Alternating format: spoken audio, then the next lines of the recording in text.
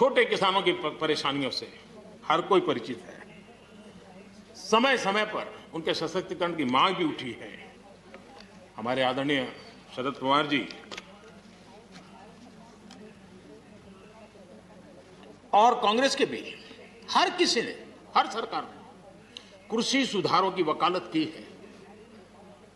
कोई पीछे नहीं है, क्योंकि हर एक को लगता है कर पाए नहीं कर पाए अलग बात है, लेकिन ये होना चाहिए, ये बात हर एक की निकली हुई है। और आज नहीं, जब भी जो चाहते सबने की हुई है। और शरद राव जी ने तो अभी एक बयान भी दिया कि मैं सुधारों के पक्ष में हूं। ठीक है, पद्धति के संबंध में उनके मन में सवाल है, लेकिन सुधारों का विरोध नहीं किया। और इसलिए मैं समझता हूं कि हमें इस विषय में हमारे साथी श्रीमान सिंधिया जी ने बहुत ही अच्छे ढंग से कई पहलुओं पर इस कानून को लेकर के यहां पर ये सारी बातें पिछले 2 दशक से लगातार चल रही है, हर फॉरम में चली।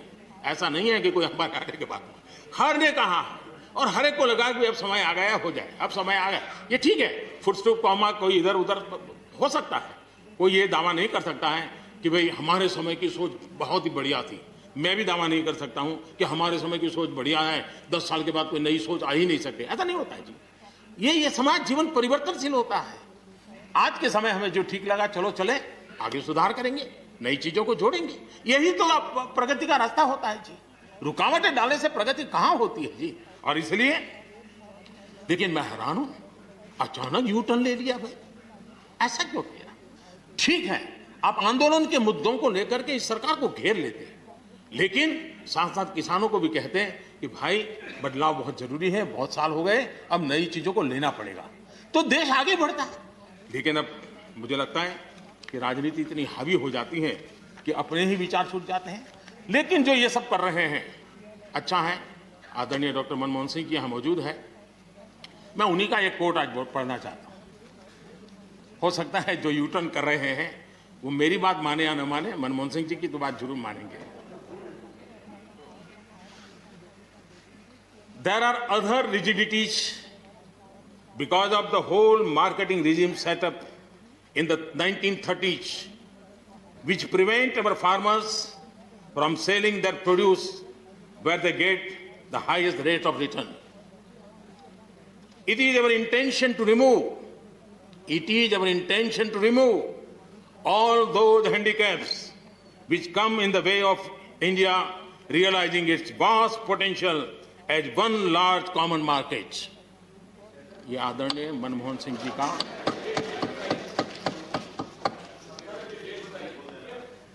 आदरणीय मनमोहन सिंह जी ने किसान को उपज बेचने की आजादी दिलाने, भारत को एक कृषि बाजार दिलाने के संबंध में अपना इरादा व्यक्त किया था, और वो काम हम कर रहे हैं। और मुझे आप लोगों को गर्व होना चाहिए कि देखिए मनमोहन सिंह जी ने कहा था वो मोदी को करना पड़ रहा है, गर्व कीजिए।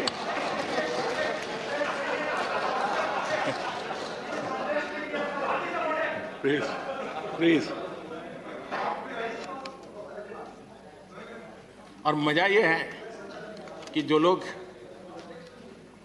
पॉलिटिकल बयानबाजी करते हैं उछल उछल करके, उनके राज्यों में भी जब उनको मौका मिला है, इसी में से आधा अधूरा कुछ न कुछ किया ही किया है हर किसी ने। यहां जो विरोध में दल है उनकी भी जहां सरकारें हैं वहां आधा अधूरा कुछ न कुछ तो किया ही है, क्योंकि उनको भी मालूम है रास्ते का रास्ता तो यही है। और मैंने देखा इस चर्चा में लॉ का जो स्पिरिट है उस पर किसी की चर्चा नहीं हुई है। शिकायत दिया गया तरीका ठीक नहीं था, जल्दी कर दिया, इसको नहीं पूछा, ये रहता है।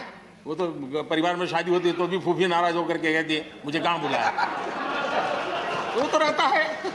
इतना बड़ा बड़ा परिवार है तो रहता ही है।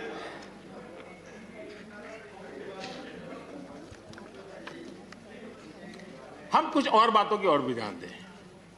अब देखिए, दूध उत्पादन किसी बंधनों में बंधा हुआ नहीं है, न पशुपालक बंधनों में बंधा हुआ है, न दूध बंधनों में बंधा हुआ। लेकिन मजा देखिए, दूध के क्षेत्र में या तो प्राइवेट या कोऑपरेटिव दोनों ने एक ऐसी बड़ी मजबूत चेन बनाई है, दोनों मिलकर के इस काम को कर रहे हैं और एक बेहतरीन सप्लाई चेन हमारे देश में बनी है। इसको हमने जो अच्छा है उसको, और ये मेरे काल में नहीं बना है, आप भी इसका गर्व कर सकते हैं, मेरे काल से पहले बना हुआ है, हमें गर्व करना चाहिए। फल सब्जी से जुड़े व्यवसाय में ज्यादातर बाजारों का सीधा संपर्क रहता है, बाजारों की दखल हट गई है, इसका लाभ मिल रहा है। क्या डेयरी वाले, फल सब्जी खरीदने वाले उद्यमी, पशुपालकों की किसान, क्या जमीन पर कब्जा हो जाता है उनका? पशुपालन पर, पशु पे कब्जा हो जाता है? नहीं होता, दूध बिकता है, पशु नहीं बिकता है जी। हमारे देश में डेयरी उद्योग का योगदान कृषि अर्थव्यवस्था के कुल मूल्य में 28% से भी ज्यादा है। यानी इतना बड़ा हम एग्रीकल्चर की चर्चाएं करते हैं, इस पहलू को हम भूल जाते हैं। 28% कंट्रीब्यूशन है और करीब करीब 8 लाख करोड़ रुपयों का कारोबार है। जितने रुपये का दूध होता है उसका मूल्य अनाज और दाल दोनों मिला ले तो उससे ज्यादा है। हम कभी इस तरफ देखते ही नहीं है। पशुपालकों को पूरी आजादी, अनाज और दाल पैदा करने वाले छोटे और सीमांत किसानों को जैसे पशुपालक को आजादी मिली है, इनको आजादी क्यों नहीं मिलनी चाहिए? और इन सवालों के जवाब हम ढूंढेंगे तो हम सही रास्ते पर चलेंगे। आदरणीय सभापति जी, ये बात सही है, जैसा हम लोगों की स्वभाव रहा है, घर में भी थोड़ा सा भी परिवर्तन करना हो तो घर में भी एक तनाव शुरू है। चेहरे यहाँ क्यों रखी, टेबल यहाँ क्यों रखा, घर में भी होता है। इतना बड़ा देश और जिस प्रकार की परंपराओं से हम पले बढ़े हैं, तो ये मैं स्वाभाविक मानता हूँ। जब भी कोई नई चीज आती है तो थोड़ा बहुत रहता ही है हमारे यहाँ, क्योंकि असमंजस की स्थिति भी रहती है। लेकिन जरा वो दिन याद कीजिए जब हरित क्रांति की बातें होती थी। हरित क्रांति के समय जो कृषि सुधार हुए, तब भी जो आशंकाएं हुई, जो आंदोलन हुए, ये वेल डॉक्यूमेंटेड है और ये देखने जैसा है। कृषि सुधार के लिए सख्त फैसले लेने के उस दौर में शास्त्री जी का हाल यह था कि अपने साथियों में से कोई कृषि मंत्री बनने को तैयार नहीं होता था, क्योंकि लगता था कि ऐसा है हाथ जल जाएंगे और किसान नाराज हो जाएंगे तो मेरी तो राजनीति समाप्त हो जाएगी। ये शास्त्री जी के समय की घटनाएं हैं। और अंत में शास्त्री जी को सी सुब्रमण्यम जी को कृषि मंत्री बनाना पड़ा था और उन्होंने रिफॉर्म्स की बातें की। योजना आयोग ने भी उसका विरोध किया था। मजा देखिए, योजना आयोग ने भी विरोध किया था। वित्त मंत्रालय सहित पूरी कैबिनेट के अंदर भी विरोध का स्वर उठा था। लेकिन देश की भलाई के लिए शास्त्री जी आगे बढ़े और लेफ्ट पार्टी जो आज भाषा बोलते हैं ना, वही उस समय बोलते थे। वो यही कहते हैं, अमेरिका के इशारे पर शास्त्री जी ये कर रहे हैं, अमेरिका के इशारे पर कांग्रेस ये कर रही है।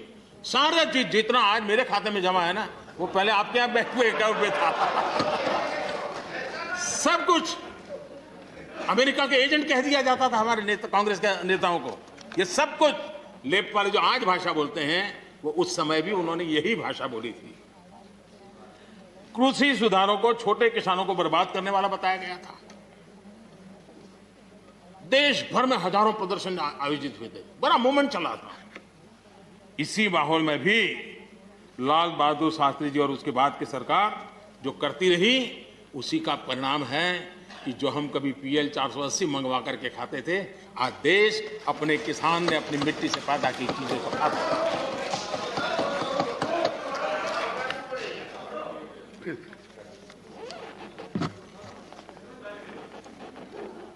रिकॉर्ड उत्पादन के बावजूद भी हमारे कृषि क्षेत्र में समस्याएं हैं। कोई ये तो मना नहीं कर सकता है समस्याएं नहीं है, लेकिन समस्याओं का समाधान हम सबको मिलकर के करना होगा। और मैं मानता हूं कि अब समय ज्यादा इंतजार नहीं करेगा।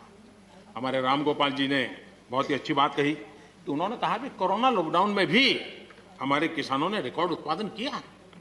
सरकार ने भी बीज, खाद, सारी चीजें कोरोना काल में भी पहुंचाने में कोई कमी नहीं होने दी, कोई संकट नहीं आने दिया।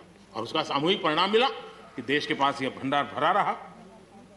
उपज की रिकॉर्ड खरीदी भी इस कोरोना काल में ही हुई।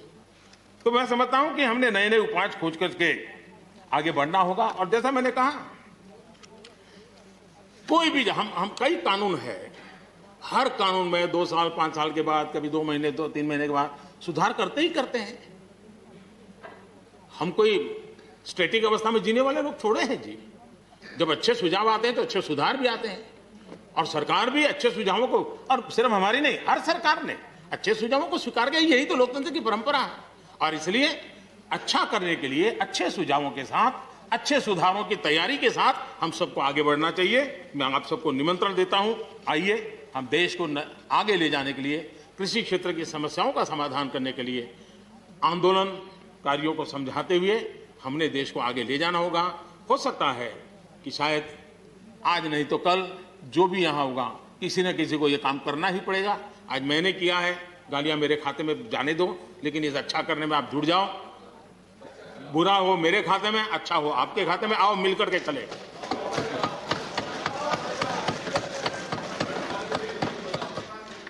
और मैं लगातार, हमारे कृषि मंत्री जी लगातार किसानों से बातचीत कर रहे हैं, लगातार मीटिंगें हो रही हैं, और अभी तक कोई तनाव पैदा नहीं हुआ है। एक दूसरे की बात को समझने का, समझाने का प्रयास चल रहा है। और हम लगातार आंदोलन से जुड़े लोगों से प्रार्थना करते हैं कि आप आंदोलन करना आपका हक है, लेकिन इस प्रकार से बुजुर्ग लोग वहाँ बैठे, ये ठीक नहीं है। आप उनको सबको ले जाइए, आप आंदोलन को खत्म कीजिए। आगे बढ़ने के लिए मिल बैठ करके चर्चा करेंगे, रास्ता खुले है। ये सब हमने कहा है। मैं आज भी इस सदन से माध्यम से भी निमंत्रण देता हूं। आदरणीय सभापति जी, ये बात निश्चित है, हमारी खेती को खुशहाल बनाने के लिए फैसले लेने का ये समय है। इस समय को हमने गंवा नहीं देना चाहिए। हमें आगे बढ़ना चाहिए, देश को पीछे नहीं ले जाना चाहिए। पक्ष हो, विपक्ष हो, आंदोलनरत साथी हो, इन सुधारों को हमने मौका देना चाहिए और एक बार देखना चाहिए कि इस परिवर्तन से हमें लाभ होता है कि नहीं होता है। कोई कमी हो तो उसको ठीक करेंगे, और कहीं ढिलाई है तो उसको कसेंगे। ऐसा तो है नहीं कि सब दरवाजे बंद कर दिए बस। और इसलिए मैं कहता हूं, मैं विश्वास दिलाता हूं कि मंडियां अधिक आधुनिक बने, अधिक प्रतिस्पर्धी होगी। इस बार बजट में भी उसके लिए हमने प्रावधान किया है। इतना ही नहीं, एमएसपी है, एमएसपी था, एमएसपी रहेगा। ये सदन की पवित्रता समझे हम। जिन 80 करोड़ से अधिक लोगों को सस्ते में राशन दिया जाता है, वो भी कंटिन्यू रहेगा। इसलिए मेहरबानी करके भ्रम फैलाने के काम में हम न जुड़े, क्योंकि हमको देश ने एक विशिष्ट जिम्मेवारी दी है। किसानों की आय बढ़ाने के जो दूसरे उपाय हैं, उन पर भी हमें बल देने की जरूरत है। आबादी बढ़ रही है, परिवार के अंदर सदस्यों की संख्या बढ़ रही है, जमीन के टुकड़े छोटे होते जा रहे हैं। ऐसी स्थिति में हमें कुछ न कुछ ऐसा करना ही होगा ताकि किसानी पर बोझ कम हो और हमारे किसान के परिवार के लोग भी रोजी रोटी कमाने के लिए, उनके लिए हम और अवसर उपलब्ध करा सकें। इनकी तकलीफों को दूर करने के लिए हमने काम करना होगा। और मैं मानता हूं कि हम अगर देर कर देंगे, हम अगर अपने ही राजनीतिक समीकरणों में फंसे रहेंगे, तो हम किसानों को अंधकार की तरफ धकेल देंगे। कृपा करके हमें उज्जवल किसानों के उज्जवल भविष्य के लिए इससे बचना चाहिए। मैं सबसे प्रार्थना करता हूं, हमें इस बात की चिंता करनी होगी। आदरणीय सभापति जी, डेयरी और पशुपालन हमारे कृषि क्षेत्र के साथ बढ़ावा देने की जरूरत है ताकि हमारा किसान पगभर हो। उसी प्रकार इसी काम के लिए हमने फूट एंड माउथ डिसीज के लिए एक बहुत बड़ा अभियान चलाया है, ताकि वो किसान को या पशुपालक जो बाय एंड लार्ज किसानी से जुड़ा हुआ रहता है, उसको भी लाभ होगा। हमने फिशरीज को भी एक अलग बल दिया, अलग मिनिस्ट्री बनाई और 20,000 करोड़ रुपए मत्स्य संपदा योजना के लिए लगाया है, ताकि ये पूरे क्षेत्र को एक नया बल मिले। स्वीट रिवॉल्यूशन, भारत में बहुत संभावनाएं हैं और इसलिए भारत ने किसान उसके लिए बहुत जमीन की जरूरत नहीं, अपने ही खेत के कोने में वो कर दें तो भी साल में 40,000, 50,000, लाख रुपया, 2 लाख रुपया कमा लेगा वो। और इसलिए हम स्वीट रिवॉल्यूशन, शहद के लिए, हनी के लिए, उसी प्रकार से बी वैक्स, दुनिया में बी वैक्स की मांग है, भारत बी वैक्स एक्सपोर्ट कर सकता है। हमने उसके लिए एक माहौल बना, और किसान के खेत में ही छोटे किसान होगा तो एक कोने में वो एक नई कमाई कर सकता है। हमने इसको जोड़ना होगा। और मधुमक्खी पालन के लिए कुछ सैकड़ों एकड़ जमीन की जरूरत नहीं है, वो आराम से अपने यहाँ कर सकता है। सोलर पंप, सोलर हम कहते हैं अन्नदाता ऊर्जादाता बने, उसके खेत में ही वो अपनी सोलार सिस्टम से ऊर्जा भी पैदा करे, सोलार पंप चलाए, अपनी पानी की आवश्यकता को पूरी करे, उसके खर्च को, बोझ को बंद करे। और फसल एक लेता है तो 2 ले, 2 लेता है तो 3 ले। क्रॉप पैटर्न में बदल करना है तो वो बदल कर सके, उसकी दिशा में हम जा सकते हैं। और एक बात है, भारत की ताकत ऐसी समस्याओं के समाधान करने की और नए रास्ते खोजने की रही है, आगे भी खुलेंगे।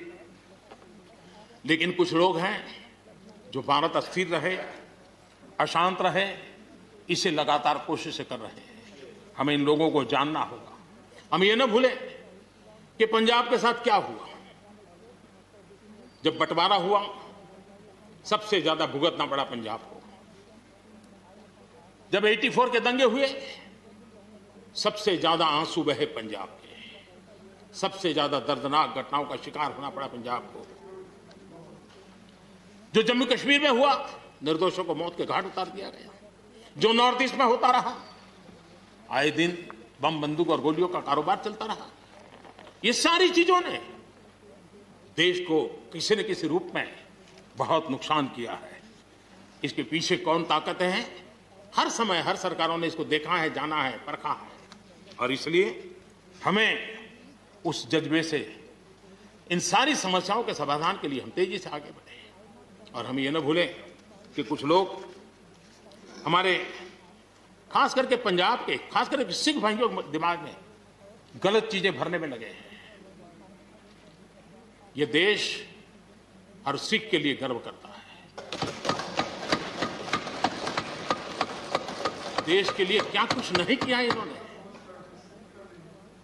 उनका जितना हम आदर करें उतना कम है। गुरुओं की महान परंपरा को, और मेरा भाग्य रहा है मुझे पंजाब की रोटी खाने का अवसर मिला है। मैं जिंदगी में बहुत महत्वपूर्ण वर्ष पंजाब में बिताए हैं, इसलिए मुझे मालूम है। और इसलिए जो भाषा उनके लिए कुछ लोग बोलते हैं, उनको गुमराह करने के जो लोग प्रयास करते हैं, इससे कभी देश का भला नहीं होगा। और इसलिए हमें इन दिशा में चिंता करने की आवश्यकता है। अच्छा सुनो, चैनल को सब्सक्राइब करो, उसके बाद घंटी बजा देना ताकि अगली वीडियो आपसे मिस ना हो पाए। Thank you.